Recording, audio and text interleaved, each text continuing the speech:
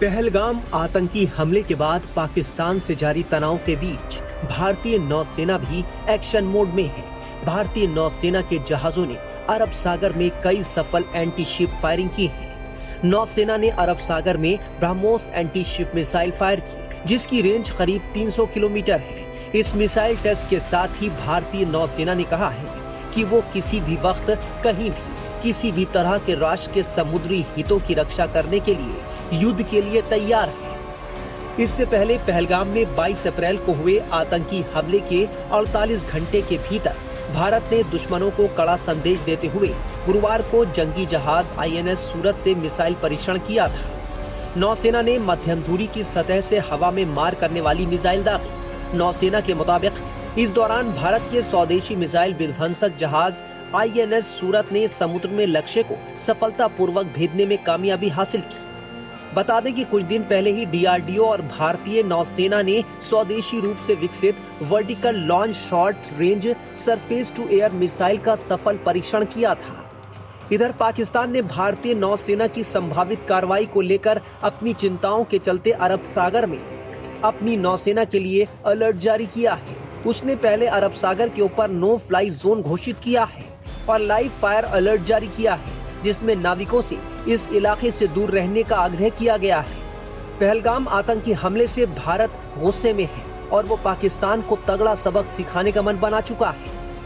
ऐसा है कि जब से ये प्रेशर डाला गया है उनके ऊपर, साइकोलॉजिकल प्रेशर तो इतना आ गया है कि ज्यादातर पाकिस्तानी जो लीडर्स हैं अनाप शनाप बक रहे हैं।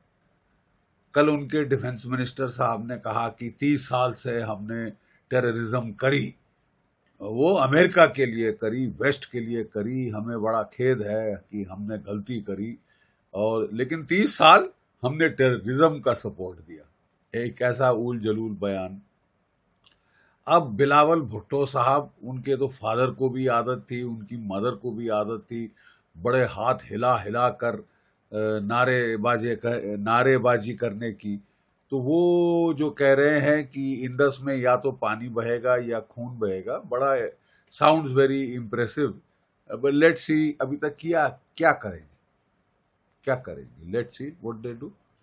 अभी तक तो कुछ नहीं किया ना, जीरो किया। हाँ ठीक है, अपने जहाज पैनिक में वो कराची से ले जा रहे हैं स्कर्दू की तरफ। वो टोटल पैनिक में है कि साहब क्या करेगा भारत, कहाँ करेगा भारत, कैसे करेगा Bharat. They are stewing in their own juice. Let them stew. Sir, UK में पाकिस्तान अटैची कर्नल तैमूर ने भी एक पोस्टर लेके बयान दिया है अनाप शनाप कि गला काट देना चाहिए प्रोटेस्टर्स का। किस तरह का इसे देखते हैं आप? नहीं, मैं वही कह रहा हूँ ना, देखिए स्टार्टिंग फ्रॉम द, अगर वो बोले ना the fish rots from the head, कि अगर टॉप में आपके अनाप शनाप बयान दे रहे हैं आपके आर्मी चीफ साहब, क्योंकि उनको लगता है कि उनका कार्यकाल खत्म हो रहा है और जैसे तैसे उनकी एक्सटेंशन होनी चाहिए, ठीक है, तो वो मुल्ला मुनीर जो हैं उन्होंने तो पूरा कलमा पढ़ दिया था कल कुछ दिन पहले दुनिया के सामने, और वो रियासत मदीना के बाद पाकिस्तान ही एक इस्लामिक मुल्क है, बाकी सारे तो नकली हैं, एरसाट्स कॉफी है, इस टाइप का बकवास उसने किया। और उसके चंद दिनों के बाद हम देखते हैं कि पहलगाम में जिस तरह का घिनौना अटैक, कम्युनल अटैक उन्होंने किया, टेररिस्ट ने चुन चुन के जो है हिंदुओं को मारना शुरू किया after the speech of the army chief. तो अगर पाकिस्तान का कर्नल तैमूर जो डिफेंस अटैचे है यूके में, वो भी इस तरह के इशारे कर रहा है कि हम गर्दन काट देंगे, वैसे इन्होंने वाकई में कोशिश करी है कई बार। इनकी बॉर्डर एक्शन टीम्स वगैरह आके रात को आई हैं, हमारे लड़कों की गर्दनें काट के गई हैं, और फिर इनकी भी गर्दनें कटी।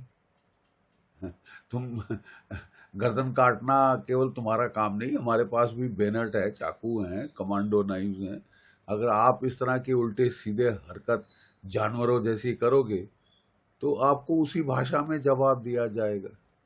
फिर भी हम लोग सिविलाइज्ड हैं, we cannot stoop to the level of Pakistan, लेकिन एक्सप्लोजिव ऑर्डिनेंस हमारे पास बहुत बड़ी ताकतवर एयरफोर्स है, जिसमें 2019 में तो हमारे पास ना राफाल थे, ना बियॉन्ड विजुअल रेंज मिसाइल्स थे, ठीक है।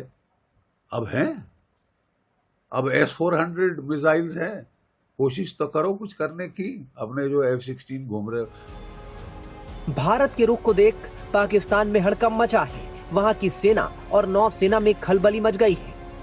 मैं आपको एक चीज बता दूं, और ये काफी एक्सप्लोजिव रेवलेशन है, 50% जो F-16 फाइटर हैं, खबरें आई हैं कि वो अनसर्विसेबल, उड़ नहीं सकते, ठीक है। काम हो रहा है उनके ऊपर, ओवरऑल हो रहा है, काफी पुराने जेट हो गए हैं ये। J-17 फाइटर आधों के रडार काम नहीं कर रहे, और पाकिस्तान की एयरफोर्स का चीफ बिल्कुल पैनिक में है कि साहब थोड़ा टाइम दीजिए ताकि मैं सब ठीक कर लूं, ठीक है। सो अब मेरा ख्याल हमारी ओर से भी जो भी हमने करना है, अब हमको कर डालना चाहिए, क्योंकि अगर वाकई में इनकी एयरफोर्स की इतनी पतली हालत है, then I think we should take it fullest advantage. क्यों हम इसको टाइम दें रडार रिपेयर करने का और F-16 सर्विसेबल करने का। सर, यूएस के तुलसी गबार्ड ने भी भरोसा दिलाया है कि ये जो घिनौनी हरकत हुई है उसमें वो इंडिया के साथ है। क्या लगता है, कितना साथ? नहीं, तुलसी गैबर्ड जो हैं वो उनकी हेड ऑफ नेशनल इंटेलिजेंस हैं, और वो प्रैक्टिसिंग हिंदू हैं, और इनफैक्ट जब बांग्लादेश में हिंदुओं के खिलाफ एट्रॉसिटीज हुई थी, तो she was the first person in the world who spoke out, हमसे भी पहले शी स्पोक आउट। तो वो बहुत इंडिया की दोस्त हैं, इंडिया की बहुत गहन फ्रेंडशिप हैं, उनके कल्चरल टाइज हैं, वो खुद प्रैक्टिसिंग हिंदू, तो वो तो ज़रूर सपोर्ट करेगी। बहुत सारे जो उनके सीनियर सेक्रेटरीज हैं, secretary of state Marco Rubio, और जो डिफेंस सेक्रेटरी पीटर हेगसेथ वगैरह वगैरह, और कैश पटेल, ये लोग इंडियन ओरिजिन के ही हैं, ये लोग बहुत सपोर्टिव हैं इंडिया के। और प्रेसिडेंट डोनाल्ड ट्रंप ने भी बहुत सारा सपोर्ट देने की बात करी है, and I reckon that will be intelligence support, electronic intelligence support, human intelligence support, and satellite imagery data वगैरह, ये सब मुझे लगता है हमें मिलेगा। अब पूरी दुनिया की निगाहें भारत के अगले कदम पर हैं। वहीं आतंकियों की पनाहगाह पाकिस्तान चौतरफा घिर चुका है।